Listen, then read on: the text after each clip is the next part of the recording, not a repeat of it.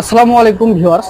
তো দেখতে পাচ্ছেন আজকের বাইকটি অ্যাপাচি আরটিআর। এই বাইকটি হঠাৎ করে ভাইরাস চলতেছে, তেল বেশি খাচ্ছে এবং বিভিন্ন সমস্যা দেখা দিচ্ছে। তো আপনারা দেখতে থাকুন ভিডিওটি। চলুন কাজে আসা যাক। এয়ার ফিল্টারটা সর্বপ্রথম খুলে নিব। ব্রেক দাও, আটকে থাক। তো এয়ার ফিল্টারটা আমরা খুলে নিলাম। তো দেখতে পাচ্ছেন এই এয়ার ফিল্টারে পর্যাপ্ত ময়লা। হ্যাঁ, এই ময়লা যদি থাকে আপনার গাড়ি অবশ্যই তেল বেশি খাবে। এই এসি লাইনটি আছে, এসি লাইনটা খুলে দেবো। এখানে অনেক মানে তেল জমে, এই তেলটা আমরা বাইর করে দেবো। এই তেলটার জন্য আপনার গাড়ি ভারী চলে, পিক আপ ক্লিয়ার হয় না। অনেক সময় দেখা গেলো পিক আপ টান দিচ্ছেন, পিক আপ আপনার দ্রুত দিচ্ছে না, এই জন্য আমরা এটা খুলে দিব।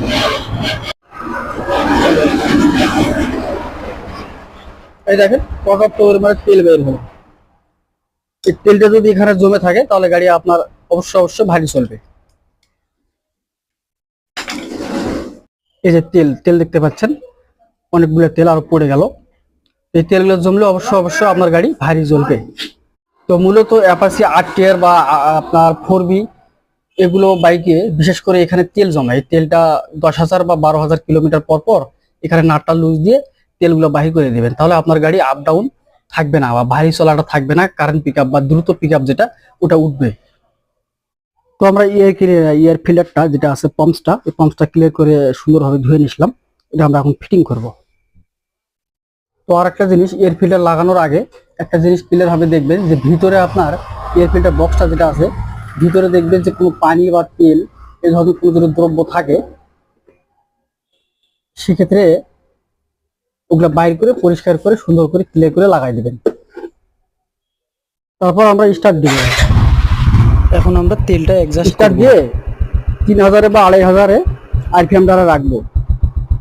আমরা 3000 রাখলাম। তারপর আমরা তেলটা অ্যাডজাস্ট করবো। এই নাটটি যেটা দেখতে পাচ্ছেন, এই নাটটি আমরা ধীরে ধীরে টাইট দিব। টাইট দেওয়ার পর আমরা ধীরে ধীরে লুজ দেবো। যেভাবে লুজ দেবো, যেখানে আমাদের আরপিএমটা বেড়ে যাচ্ছে সেখানে আমরা ব্রেক দেবো।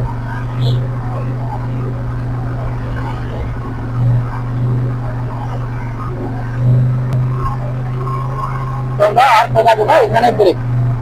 তারপর আমরা ধীরে ধীরে এই নাটটি লুজ দেবো, দিয়ে আমরা 1000 আনবো।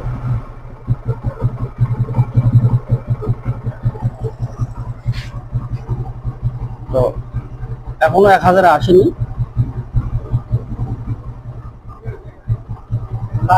তো এই 1000 আনলাম। এখন আপনাদের